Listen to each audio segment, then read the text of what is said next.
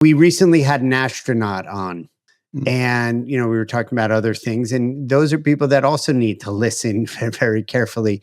But Oh, yeah. I want to talk about silence and the no noise, no speaking, and where that plays in all of this. Because astronauts, whether they're on their way to the space station, they're on their way to a planet, they're in orbit, they're training, there's a lot of quiet and silence. How does that play into all of this?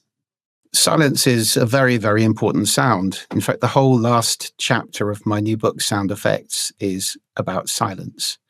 It's the gaps between the words that make the words make sense. It's the gaps between the notes that make music. So without those gaps, it's just all noise. And unfortunately, we now have more than half of humanity living in cities. And cities are generally pretty noisy places. There's a table of the noisiest cities in the world in my book as well, in the chapter on human sound, or anthropophony, as you could call it. And some of the noise, I think Dhaka in Bangladesh is the noisiest, averaging over 120 decibels.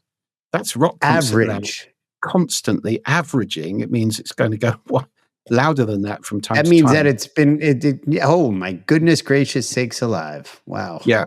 Absolutely. Now, most people don't understand the decibel scale, and I'm sure you do, but every change of 10 decibels is a doubling or a halving of the volume level, of the sound level. So 80 decibels is twice as loud as 70 decibels.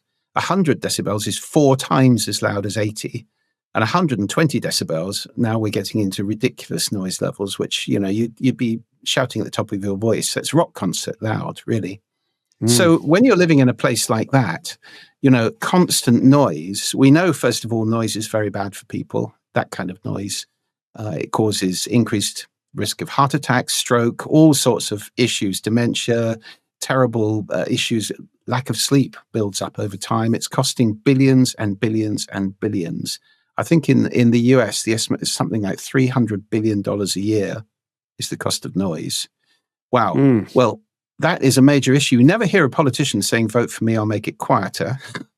It just doesn't happen. Who's on board? Let's go. Yeah, exactly.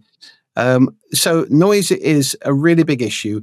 It's hard to get away from it, but it's important to do so. Even if you live in a noisy city, try and get 3 minutes of silence twice a day, because it recalibrates you. It gives your ears just that little rest. And it gives you the baseline back. Silence is the baseline for all sound. And that's where we listen. It's the start of listening is silence, really.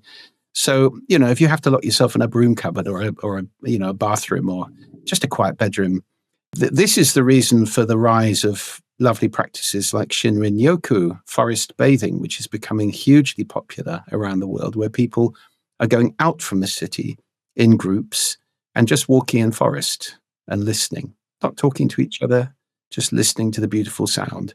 So reconnecting with nature, because sadly in cities, we're disconnected from 2 very important sets of sounds. One is silence, which we need as our baseline, and the other one is nature sound, wind, water, and birds. We've been Homo sapiens on this planet 300,000 years roughly, and before that 3 million years of other hominid type things evolving into us.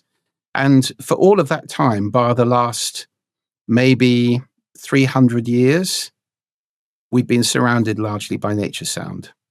Yeah. Only recently, with the rise of machines in the Industrial Revolution, have we increasingly created more and more and more noise and drowned it out and lived in more and more in cities where there's no nature anyway, largely. So those 2 things, they're very damaging for us, and they put so many people into a stress situation. So we're already fatigued, stress, high cortisol, high noradrenaline levels in our bodies, making us ill. Inflammation, autoimmune. Don't get me started on the range of illnesses and effects caused by noise. You can get started. That's why we're here. Unfortunately, it's very difficult to turn the clock back. It's like trying to stop technology. It's not stoppable. There's nobody who can say, let's just pause for a moment with AI and think about it for a couple of years before we push the next green button. No, everybody's rabid at it, and it's going to do what it's going to do, help us, hurt us, whatever. So, the same with noise, and it is largely a function of population growth. There's more than 8 billion people on the planet now. I can't believe, I went to India back in about 1982, I think, on a honeymoon in my first marriage. And I think there were about 600 million people in India now. There's getting on for 2 billion people in India now. It's absolutely incredible how the population is growing. And that creates just noise, population density, people doing stuff and not listening.